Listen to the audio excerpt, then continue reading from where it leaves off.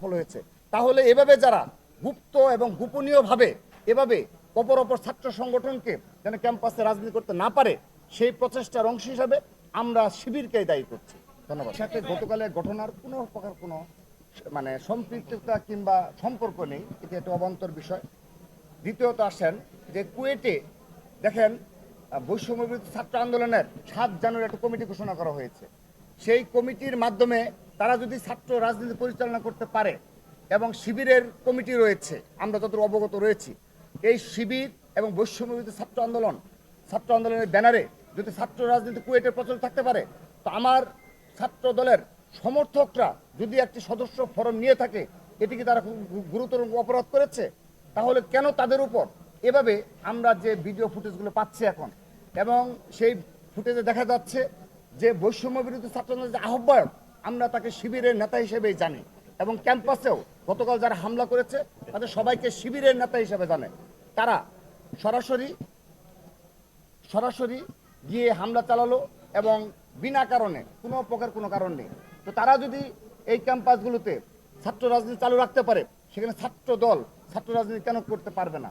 এটি হলো আমাদের প্রশ্ন হয়েছে। সে যেই হয়ে থাকুক, জেনারেল স্টুডেন্ট যারা রয়েছে, এলাকাবাসী যারা রয়েছে, সবার যেন খোঁজ নেওয়া হয়।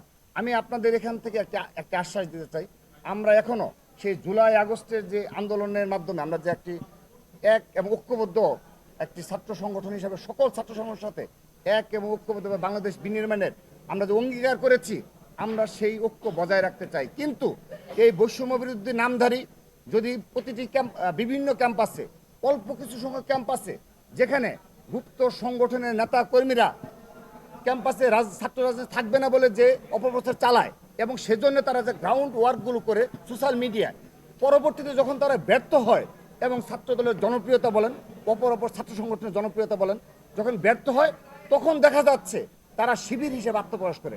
উদাহরণস্বরূপ বলতে পারি, তিতুমির কলেজে আপনারা লক্ষ্য করবেন 7 আগস্ট থেকে তিতুমির কলেজের যে শিবিরের সাধারণ সম্পাদক, সে প্রতিদিন ওই তিতুমির কলেজ ছাত্র দলের তিতুমির কলেজের সাধারণ শিক্ষার্থীদের যে সোশ্যাল মিডিয়া গ্রুপগুলো রয়েছে, সেখানে তিনি ব্যাপক প্রচারণা চালাতেন যে এই ক্যাম্পাসে ছাত্র রাজনীতি থাকা যাবে না, এবং সেজন্য তিনি অনেকগুলো কর্মসূচি পালন করেছেন। পরবর্তীতে এই কিছুদিন আগে যখন শিবিরের কমিটি ঘোষণা হলো, তাকে সাধারণ সম্পাদকের শিবির কমিটি ঘোষণা করলো। অর্থাৎ শুধু তাই নয়, এই ঢাকা বিশ্ববিদ্যালয়ে এই রাজু ভাস্কর্যে আগস্টের পরে বেশ কয়েকটি কর্মসূচি পালন করার চেষ্টা করা হয়েছে, যদিও জেনারেল স্টুডেন্টরা এতে কোনো সাড়া দেয়নি। এই বারবার একটি কথা বলে আসতে বাধ্য হচ্ছি এবং বারবার বলেই যাব, আমরা প্রকাশ্য ছাত্র সংগঠন হওয়ার কারণে আমাদের টেকনাফ থেকে তেঁতুলিয়া আমাদের সংগঠনের ওয়ার্ড পর্যায় পর্যন্ত কমিটি রয়েছে। এখন সেই ওয়ার্ডের একজন কর্মীর দায়ও কিন্তু আমরা নিচ্ছি, আমরা অস্বীকার করছি না যে না, সে একটি কর্মকাণ্ড করেছে, একটা ওয়ার্ড পর্যায়ে নেতা কিংবা আরও তৃণমূলের একটি নেতা, আমরা এটাকে এত বড় করে দেখি না। বিষয়টা সেরকম নয়। সেই বিষয়টি দেখবেন আপনারাই অনেক বড় করে মিডিয়াতে আসছে, এবং সোশ্যাল মিডিয়া গ্রুপগুলোতে নিষিদ্ধ ঘোষিত কিংবা কেউ না কেউ এগুলোকে অনেক বড় করে দেখাচ্ছে। আমরা কিন্তু সেগুলোকে কি করছি না, আমরা কিন্তু সাথে সাথে ব্যবস্থা নিচ্ছি। আপনি যে প্রশ্নটি করলেন, দেখেন আমাদের লক্ষ লক্ষ নেতাকর্মী, আমরা সদস্য ফরম কতগুলো এই বিতরণ করেছি, এই আগামী 1 মাস পরে আনুষ্ঠানিকভাবে আপনাদের জানাবো, ডাটাবেস তৈরি করে, যে ছাত্র দলের এই লক্ষ নেতাকর্মী।